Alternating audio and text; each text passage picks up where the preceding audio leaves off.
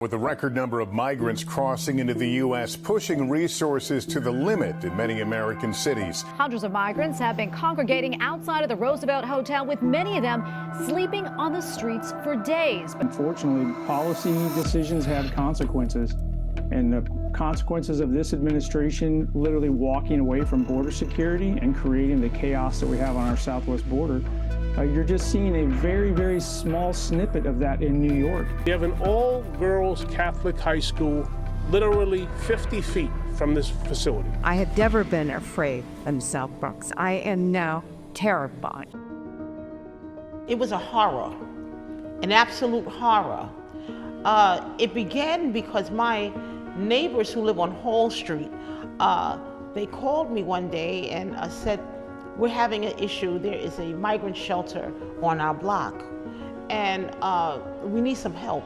I said, "Well, you know, did you call a council member?" And they said, "Yes, we've called her. We've tried to set a meeting with her, several meetings with her, but they are ignoring us." And so I said, "Okay, we'll write her a letter, email, and do all of those things, go through the process and go through steps to make sure that she understands that you need her to speak with you all." And they said that they tried, and the one time that they did get into her office, she called them xenophobic. And there was sex trafficking going on. There was panhandling taking place. The migrants were shutting down the children's playground.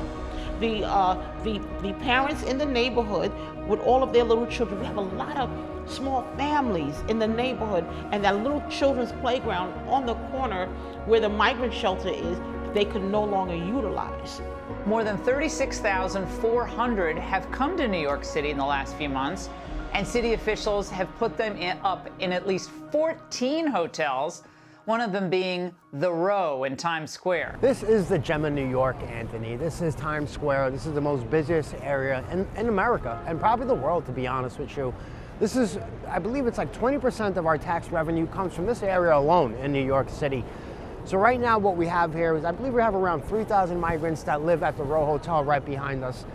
Majority of them are good people that just need a better way of life. But there is that bad element of gangs that are here, TDA gangs that are committing crimes throughout the city. This is certainly a challenge that has brought up a new element to us. Touch somebody just like me, who is an immigrant, who came to this country for better life, in search for better life. Of course. And realizing only air is free, and thank God, God bless America, air is definitely free in the United States. But driving license is a privilege, not a right. Mm-hmm. You screw up, they take it away from you. Yes. And I think that's exactly what's happening here. What mayor and a sanctuary city has tried to do, he hypothetically may have had some great idea that it could work on a paper, but in reality, it does not work. Look, we knew this was going to happen. You sent a bunch of migrants here. There's no work here for them, right? Some of them were planned way before they came here to come here and cause problems in New York. Of course, local gangs are going to recruit them. Of course, the older migrant gangs that came here are going to recruit them because they know nothing's going to happen to them, and they need money, and they will do whatever they can to get money. Some of these guys have committed heinous crimes back in their home country: murders, robberies, stabbings. We let them loose on the street. Local gang's gonna jump on that quick. Why not? Say I'm a local gang member. I see a kid that needs money. Hand them a gun. Hand them a pack of drugs. Hand them the beads. Hand them the colors. You're ours now. Now you're our owner, right? You'll earn for us, right? And that's what's happening now. And it's a dangerous combination, right? It's extremely dangerous. And they're committing crimes right and left. And they know they can commit it and get away with it because they'll be right out an hour, 2 hours, 24 hours later, back on the street doing the same thing, hurting more people over and over again. Right here, as you can see, this was the old Taru College. And what the city did is the city bought it. They threw cots on the floor, and that's where they were housing hundreds and hundreds of migrants in this location. This area was affected deeply, right? What I started seeing in this area is I started seeing these gangs form, right?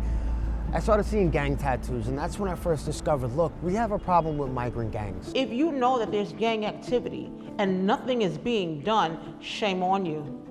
Because all that does is hurt the community. It puts people at risk. We cannot be afraid to say, oh, they're children, but they're committing crimes. Listen, you cannot let that go. For the most part, these people are well behaved and did what they had to do. They follow the rules, respect themselves. Except gang members, people hanging in the corners, playing loud music and all of that. So at the moment, I was at the Roosevelt Hotel, just keeping an eye on things, seeing if I can find the story. It was around 2:30, 3 o'clock in the morning when I heard a call come over as a burglary in progress.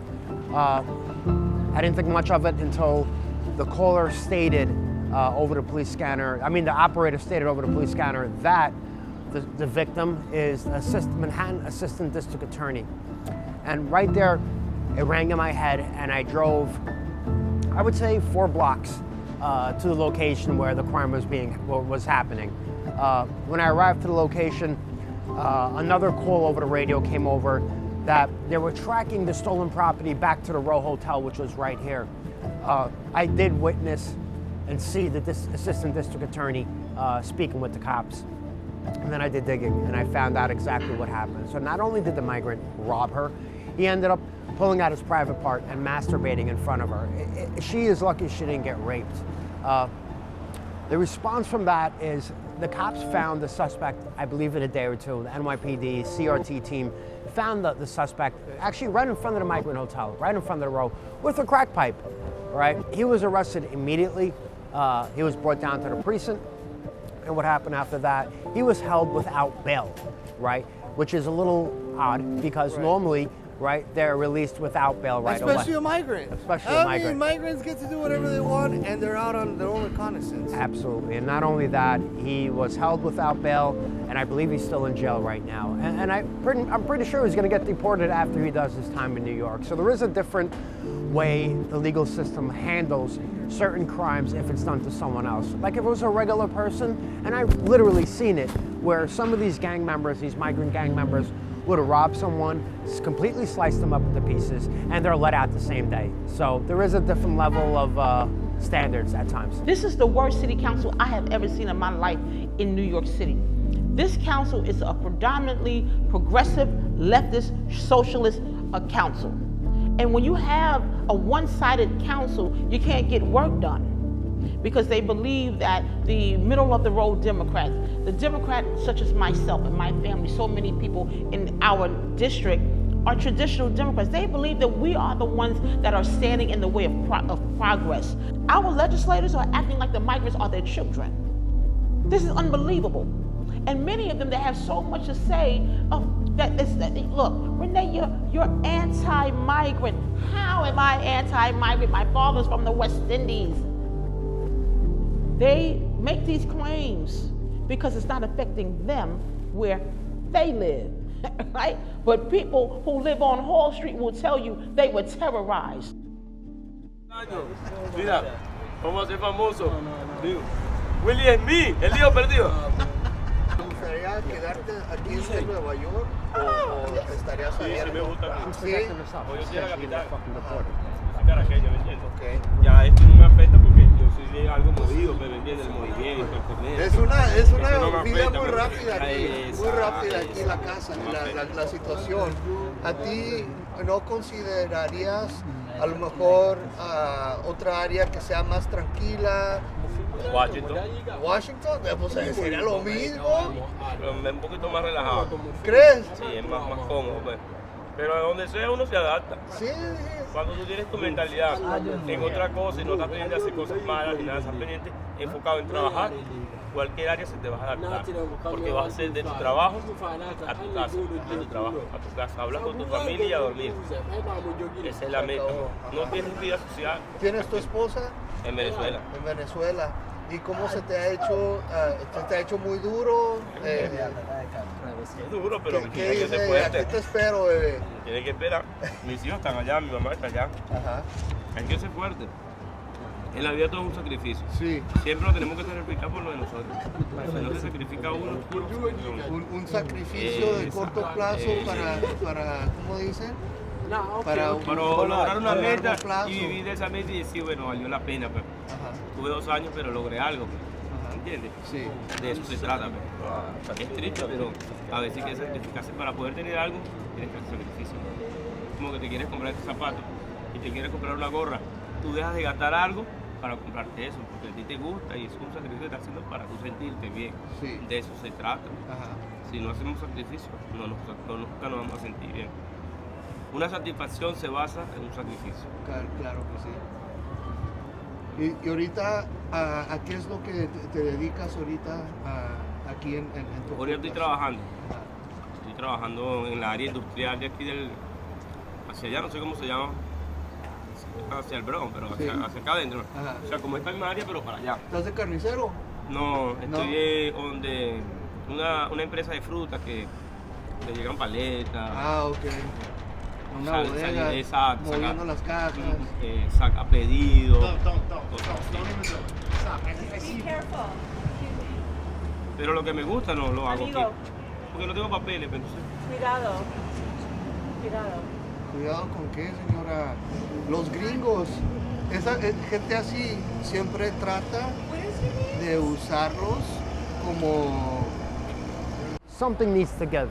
City Council is another one, which is mostly a progressive city council, pro-open border. They kept their mouth shut throughout this whole migrant crisis, and when they did open their mouth, it was to bring more money for the migrants.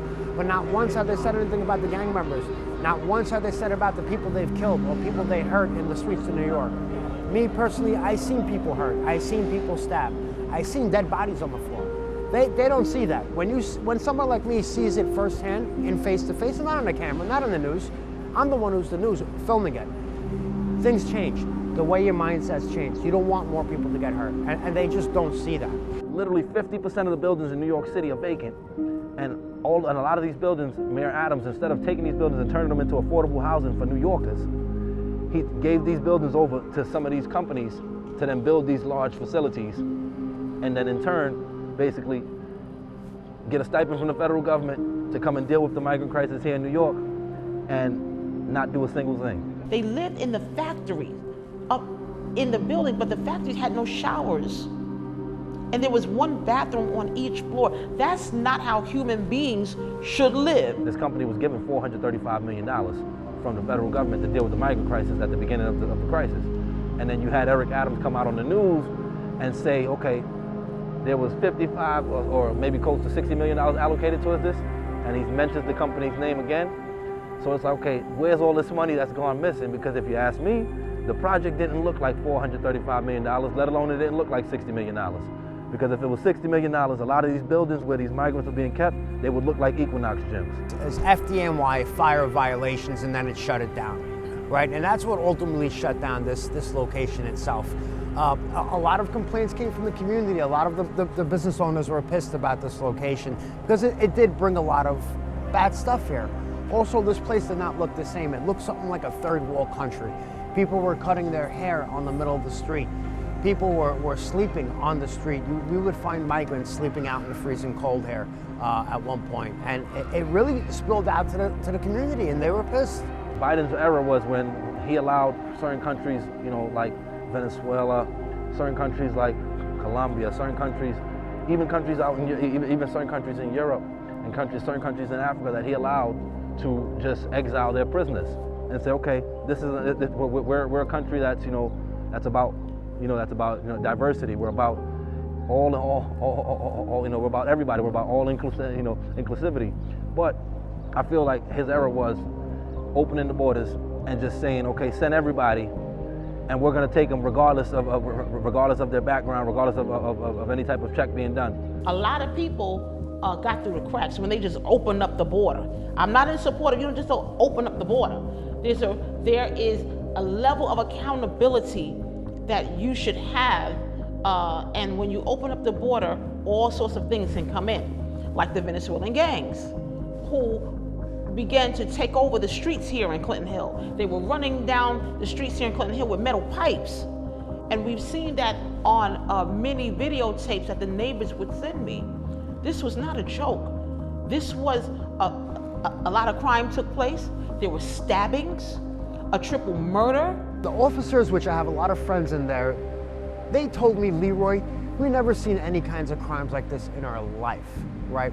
They were shocked. All of us were shocked with some of the crimes that were being committed by some of these gangs. We would have migrant shoplifters using 4 to 5-year-old kids to commit these crimes, pickpocket units, pickpocket crimes, using little kids to commit these crimes. They're in shock. I'm in shock. We'd never seen this before. They were losing hope. A lot of these guys, they tell me, Leroy, we arrest this guy 1, 2, 3, 4, 20, 30 times, and they're let right back out, and they're committing the same crimes again. Recently, officers from here arrested a migrant for selling drugs. Known TDA guy, arrested for selling drugs, had an ICE detainer on him, had an ICE warrant on him, had another warrant. He was brought to Manhattan Central Booking to come here to pick up his property, just to be back out on the same corner again, selling drugs again. So just imagine how the officers are feeling. Federal warrant, arrested multiple times, right back on the corner, smiling and laughing at them. So a lot of morale has been down in this precinct, and I speak with these guys, and I'm friends with a lot of them, and they just want a better city. They want to help federal authorities. They want to be there with the feds. They want to be there with ICE, where they can pick up these guys, these known gang members, these dangerous guys that won't have no problem slicing you up, and hand it over to the federal authorities. But because of policy and sanctuary city law, they can't. Those are the Venezuelans. What, the women? Yeah, the women. They ran by TDA. TDA has an It's the legislators because they do not want to change the law. They got elected to write laws. The sanctuary city law has to be overturned, or it has to be amended. This is the reason why the police are not doing anything. A sanctuary city. I mean, this is a sanctuary city. So what can you do? Nothing. So when we had President Biden, we were having maybe, I want to say 5 to 10 robberies a day by these gangs, by these migrant gangs. Some of them connected to TDA, some of them separate migrant gangs. And they didn't care, right? So they kept robbing. Once President Trump came into office, these guys started getting scared because now they know ICE is involved. Now they know federal authorities are involved in this mess. So they have calmed down a lot. Crime has definitely dropped in Times Square because of President Trump. I think there's gonna be a lot more deportation happening now. From what I'm getting from my sources is they're targeting public safety threats now, which are the gang, the transnational gang. They're going after these TDA guys. They're going after the MS-13 guys. I'm hoping there's gonna be more deportation of these gangs. I'm hoping that the federal government will speed up their process where they're targeting these gang members and getting them out. The regular migrants, I don't know if they're gonna go after them. Me and you saw there's millions of hotels, there's hundreds of hotels still in the city. If the federal government wanted to, they can pull up to any one of these hotels and empty it, but they're not. So they're being strategic about it, and hopefully they'll win at their show.